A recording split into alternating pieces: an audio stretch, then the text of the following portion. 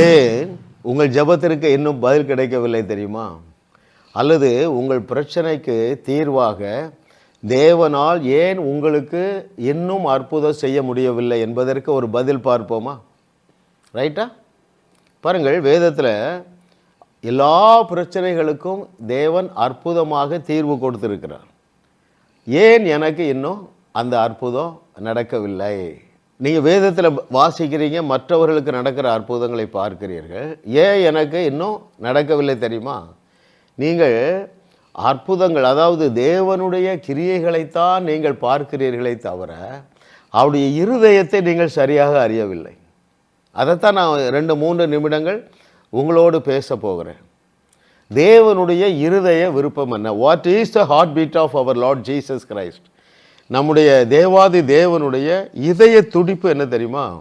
நீங்களும் உங்கள் பிள்ளைகளும் என்றென்றைக்கும் நல்லா இருக்கணும். 7 வசனம் இருக்குங்க பைபிளில். ஒரு நாளும் ஒரு நன்மையும் குறைவுபடக்கூடாது என்பதுதான் தேவனுடைய திட்டம். நீங்கள் அவரை பற்றி இன்னும் எதை அறியவில்லை தெரியுமா? என்ன மதம் என்ன சொல்லி கொடுக்குதுன்னா, அவர் கோபமான தேவன் என்று ஒரு செட் ஆஃப் பீப்புள் பேசுகிறாங்க. இன்னொரு செட்டு என்ன பேசுகிறாங்க? சில வேளைகளிலே கோபமாக இருப்பார், சில வேளைகளிலே அன்பாக இருப்பார் என்று. ஆனால் வேத வசனம் அப்படி சொல்லலையே. தேவன் அன்பாக இருக்கிறார் என்று சொல்லவில்லை, அன்பாகவே இருக்கிறார். அப்படின்னா என்ன பொருள்? உச்சந்தலையிலிருந்து உள்ளங்கால் வரைக்கும் அவர் அன்பாகவே இருக்கிறார். அதை எடுத்துக்கொள்ளுங்கள், இந்த வசனத்தை எடுத்துக்கொள்ளுங்கள். பழைய ஏற்பாட்டில் சில இடங்களில் எரிச்சல் உள்ள தேவன் எழுதியிருக்கு. 2ஐயும் அவன் தானே வச்சேங்கிறாரு. மரணத்தையும் நான் தான் வச்சேன், ஜீவனையும் நான் தான் வச்சேங்கிறாரு. அப்படி என்றால் என்ன பொருள்? மரண வசனமும் இங்கே இருக்குது, ஜீவ வசனமும் இருக்குது. நீ ஜீவ வசனத்தை தெரிந்து கொள்ள வேண்டும். அப்போது நம்முடைய தேவன் அன்பாகவே இருக்கிறார். ரைட்? அந்த அன்பு என்ன செய்தது தெரியுமா?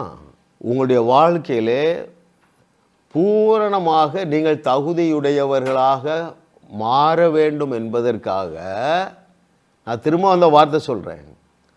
பழுதொன்றும் இல்லாமல் நீங்கள் பூரண தகுதியுடையவர்களாக இருக்கும்படியாக அந்த அன்பு செய்தது என்னவென்றால், அவருடைய குமாரனையே உங்களுக்கு தகுதியாக்கிவிட்டது. Very important truth. 1 Corinthians chapter 1 verse 31. இயேசுவையே உங்களுக்கு தேவ நீதியாக உங்களுக்குள்ளே வச்சிட்டாருப்பா. இயேசுவையே தேவ பரிசுத்தமாக உங்களுக்குள்ளே வச்சிட்டாரு. In other words, God himself became your qualification. அவரே உங்களுக்கு தேவ நீதியாக மாறிவிட்டார். அவரே உங்களுக்கு தேவ பரிசுத்தமாக மாறிவிட்டார். எனவே உங்களிடத்தில் பழுது ஒன்றும் இல்லை அருமையான தேவர்களே. அதனால தான் நான் தைரியமாக இயேசு சொன்னதை உங்கள் மேலே சொல்லிகிட்டே இருக்கிறேன். என்ன சொல்கிறேன்? நீங்கள் தேவர்கள் தான். யார் யாரெல்லாம் நான் வசனத்தை பேசும் பொழுது சரி சார், சரி ஆண்டவரே, ஆமாம் it is for me, I receive it என்று எடுத்துக்கொள்ளுகிறீர்களோ அத்தனை பேர்களும் எழுதியிருக்கிற எல்லா நன்மைகளையும் லகுவாக சுதந்திரிப்பீர்கள். கஷ்டம்லாம் பட வேண்டியதில்லைங்க. ஏன் நீங்கள் கஷ்டப்பட வேண்டியதில்லை தெரியுமா? சிலுவையில் எல்லா கஷ்டத்தையும் பட்டுட்டார்.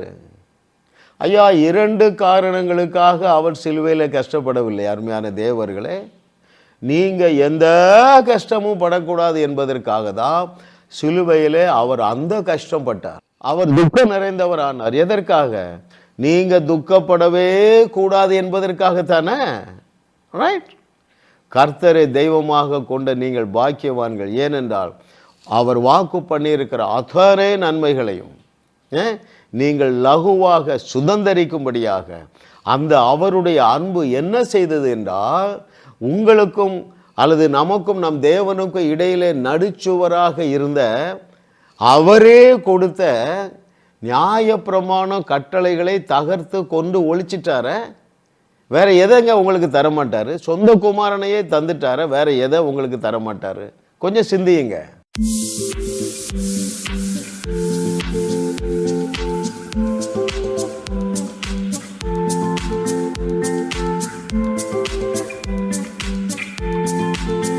ஜாஸ் மினிஸ்ட்ரீஸ் யூடியூப் சேனலில் தொடர்ந்து செய்திகளை கேளுங்கள், சப்ஸ்கிரைப் செய்யுங்கள், வீடியோக்களை லைக் செய்து பலரோடும் பகிர்ந்து கொள்ளுங்கள்.